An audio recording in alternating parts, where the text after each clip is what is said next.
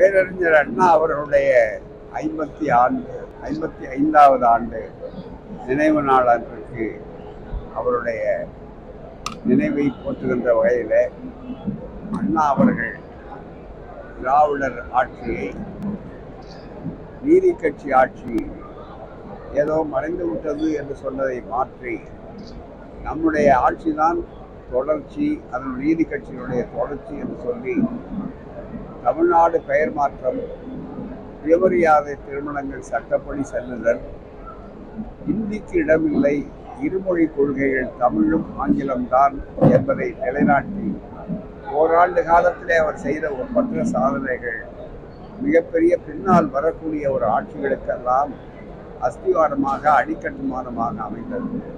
அதனைத் தொடர்ந்து நம்முடைய நூற்றாண்டு விழா நாயகர் கலைஞர் அவருடைய ஆட்சியிலே சாதி தீண்டாமை ஒழிப்பு உட்பட அனைத்து சாதியினரும் அர்ச்சகராக வேண்டும் என்பதற்கான சட்டங்களை நிறைவேற்றிய நிலையிலே பல்வகையான நவீன தமிழ்நாட்டை தொழில்துறையிலும், அறிவுத்துறையிலும், பள்ளி கல்வி, உயர்நிலை பள்ளி அத்தனை துறையிலும் வளர்த்த விற்பார். அதே ஆட்சியிலே இருக்கக்கூடிய வெற்றிகளை தகவமைத்து நடைமுறைப்படுத்தக்கூடிய ஒரு நல்ல ஆட்சியாக ஸ்டாலின் அவர்களுடைய தலைமையிலே, சமூக நீதிக்கான சரித்திர நாயகருடைய தலைமையிலே சிறப்பாக நடைபெற்று வருகிறது. மிகப்பெரிய அளவில் இந்த வாய்ப்புகள் நடந்து கொண்டிருக்கிற இந்த நிலையில அண்ணா அவர்களுடைய ஆட்சி என்பது தொடர்கிறது. எவ்வளவுதான் கொள்கை எதிரிகள் அவர்கள் பல்வகையான பிரச்சாரங்களை செய்தாலும் கூட வருகின்ற இந்த தேர்தலிலே கூட நிச்சயம் தமிழ்நாட்டில் மிகப்பெரிய அளவிற்கு பழைய வெற்றியை விட கூடுதலான இடத்தை பெறுவார்களே தவிர குறைவாக பெறமாட்டார்கள். அதுபோலவே மக்கள் பல வகையில் பாதிக்கப்பட்டிருக்கிற காரணத்தால் ஒன்றிய அரசாக மத்தியில் நடைபெறக்கூடிய RSSனுடைய ஆட்சியான அந்த பிஜேபி ஆட்சி, மோடி தலைமை நடக்கக்கூடிய ஆட்சியை எதிர்த்து இந்தியா முழுவதும் உணர்ந்திருக்கிறார்கள். வடபுலங்களிலும் வடகிழக்குகளிலும் கூட மிகப்பெரிய அளவிலே எதிர்ப்பு இருக்கிறது. ஆகவேதான் இன்றைக்கு இந்த ஆண்டு மிக முக்கியமான ஒரு சூழ்நிலையில மாறுதல் தரக்கூடிய ஆண்டுகளாக ஒரு புதிய ஆட்சியை மக்கள் சந்திக்கக்கூடிய ஆட்சியாக ஒன்றிய அளவிலேயே இருக்கக்கூடிய ஒரு திருப்பம் ஏற்படுகிறது. காரணம், இந்தியா முழுவதும் இன்றைக்கு ஊடகங்கள் மூலமாக ஒரு திட்டமிட்ட பிரச்சாரத்தை செய்கிறார்கள். மீண்டும் மீண்டும் இதே ஒன்றிய ஆட்சி ஏற்படும் என்பது அது ஒரு போலித்தனமான பிரச்சாரம் என்பதை மே மாதம் இந்த நாடு கண்டுகொள்ளும்.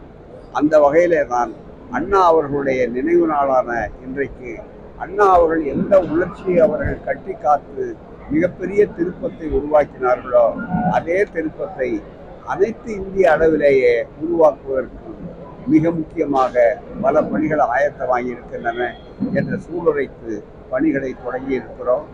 எங்களுடைய கழக செயலவை தலைவராக இந்த ஊரை சார்ந்த அருமை தோழர் நம்முடைய அருமை அறிவுக்கரசு அவர்கள் மறைந்தார்கள். அதற்கு பிறகு அவருடைய படத்திறப்பு நிகழ்ச்சி இன்றைக்கு இருக்கிறது. அந்த இடத்துல கழகத்தின் சார்பாக சென்னை உயர்நீதிமன்றத்தினுடைய நீதிபதியாகவும் வழக்கறிஞராகவும் அதே நேரத்தில் சிறப்பான எங்களுடைய இயக்கத்தில் நீண்ட காலம் பணியாற்றக்கூடியவராக இருக்கக்கூடிய வீரமர்த்தினி அவர்கள், அறிவுக்கரசு அவர்களுடைய அந்த இடத்துல செயலவை தலைவராக ஒரு பெண்மணி அமைக்கப்பட்டிருக்கிறார் என்பதையும் தெரிவித்துக் கொள்கிறோம். தீர்மானங்கள் 4 தீர்மானங்கள் நிறைவேற்றப்பட்டிருக்கின்றன. அந்த 4 தீர்மானங்கள்ல இப்ப என்ன தேவையோ அது தெளிவா இருக்கு. அது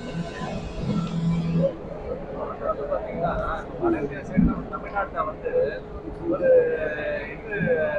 இந்துக்களுக்கு எதிரானவங்க இவங்கெல்லாம் வந்து தமிழ்நாட்டை சேர்ந்தவங்க எல்லாமே வந்து அடைந்திகளுக்கு இந்துக்களுக்கு எதிரானவங்க ஒரு பிம்பத்தை கட்டமைக்கிறாங்க. அவங்க வட இந்தியாவில் தமிழ்நாட்டை சேர்ந்தவங்களுக்கு தொடர்ந்து வந்துட்டு இவங்கெல்லாம் வந்துட்டு வட இந்தியர்களுக்கு தமிழ்நாட்டை புறக்கணிக்கிறாங்க, வட இந்தியர்களுக்கு புறக்கணிக்கிறாங்க அப்படின்ற ஒரு பிம்பத்தை உருவாக்கி நீங்களே சொன்னீங்க. சரியான வார்த்தையை ஒரு பிம்பத்தை உருவாக்கி இருக்கிறார்கள். ஏற்கனவே பீகாருக்காரர்கள் எல்லாம் கொல்லப்படுகிறார்கள் என்று திட்டமிட்ட ஒரு இந்தி சமூக வலைதளத்திலே சொல்லி அவர் உச்ச நீதிமன்றத்திலேயே மன்னிப்பு கேட்கக்கூடிய அளவிற்கு சென்ற நிகழ்ச்சி இருக்கிறது. ஆகவே திட்டமிட்ட பொய் பிரச்சாரத்தை தமிழகத்தில் இருக்கிறது. அப்படியானா இவ்வளவு பேர் வெளிநாட்டிலிருந்து வரமாட்டாங்க. இந்தியாவிலேயே இன்றைக்கு தொழில்துறையில மிகப்பெரிய அளவுக்கு முதலீடுகள் நடப்பதற்கு காரணமே தமிழ்நாடு தான். இந்திய மாநிலங்களிலேயே நிலையான ஆட்சி, நிலையான ஆட்சி மட்டுமல்ல, நீதியான ஆட்சி.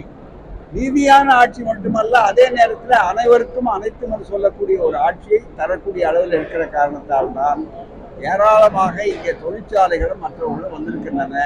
புதிய புதிய தொழில் வாய்ப்புகள் அத்தனை வந்திருக்கிறது. அங்கே தமிழ்நாட்டில் பார்த்தீங்கன்னா எங்கேயும் சிவப்பு கொடி அந்த தொழிற்சாலைக்கு முன்னால நட்டு இல்லை. ஏதாவது பிரச்சனைகள்னா உடனே அமைச்சர்கள் போய் பேசுறாங்க, உடனே முதல்வர்கள் அதுக்கு தீர்ப்பு சொல்றாங்க. இவ்வளவு விரைந்து செய்யக்கூடிய ஒரு ஆட்சி வேறு எந்த மாநிலத்தில் இல்லாததால்தான் நம்பர் 1 ஆட்சியாக திராவிட மாடல் ஆட்சி இருக்கிறது என்ற பெருமை இருக்கிறது. அதை குலைப்பதற்காக திட்டமிட்டு சமூக வலைதளத்தில் இப்படிப்பட்ட பொய் பிரச்சாரத்தை நடத்தி கொண்டிருக்கிறார்கள். அந்த பிம்பம் உடைக்கப்படும், அது உண்மை அல்ல என்பதை மற்றவர்களே தெரிந்து கொண்டார்கள். பல நேரங்களில் பேசிவிட்டு பிஜேபிக்காரர்கள் அறவேக்காட்டுக்காரர்களாக இருக்கக்கூடியவர்கள் பிரச்சாரத்தில் உள்ள ஜெயிலுக்கு போய் வழக்கு போட்ட உடனே மன்னிப்பு கேட்கிறார். மன்னிப்பு கேட்பதற்கு மிகப்பெரிய அளவுக்கு மன்னிப்பு பட்டாளமே ஒரு பெரிய அளவில் இருக்கு. ஆகவேதான் அவர்கள் பேசுவது, பிறகு வழக்கு போட்டு அதில் சிக்கி கொண்டால் மன்னிப்பு கேட்பது என்பது வாடிக்கையான ஒன்றாக இருக்கிறது. ஆகவேதான் இந்த வித்தைகளை தமிழ்நாட்டு மக்கள் உணர்ந்து கொண்டது மட்டுமல்ல, இப்போ வடபுலத்திலே இருக்கக்கூடிய மக்களே உணர்ந்து கொண்டிருக்கிறார்கள் எல்லோரும். ஆகவே இது எடுபட கடந்த காலத்தை விட கடவுள் மறுப்பு கல்வியை பலரும் மறந்துட்டாங்க போல. அதிகமா இந்துக்கள் வந்து கோயிலுக்கு சொல்றாங்க.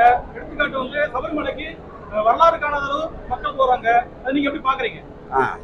கடந்த காலத்தை விட கோவிட் எவ்வளவு அதிகமா பரவி இருக்கு. அப்பெல்லாம் வந்து மெடிக்கல் காலேஜ் எல்லாம் மூடிடலாமா? மெடிக்கல் காலேஜ் தோத்து போச்சா? டாக்டர் எல்லாம் தோத்து போயிட்டாங்களா? எப்பவுமே நோய் கிருமிகள் வேகமா பரவும், சிகிச்சைகள் குறைவா இருக்கும். அதுதான் போதுமா, வேற என்ன? குறிப்பா வந்து கடந்த காலத்துல அமைச்சர்களே அதிகமா கோவில பாக்குற சூழ்நிலை இருக்கு. முன்னாள் முதல்வர் கலைஞர் இருக்கும் போதெல்லாம் அவ்வளவு பெருசா போனாங்க. சரி, அமைச்சர்கள் போறாங்கன்னாக்கா காரணம் என்ன?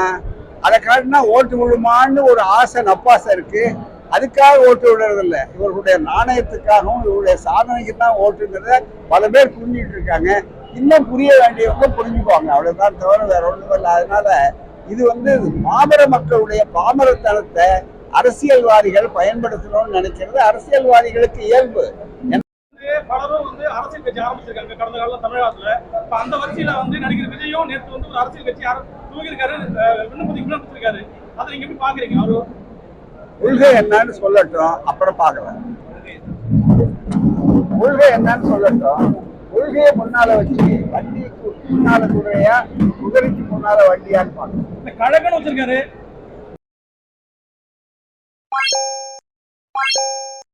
What?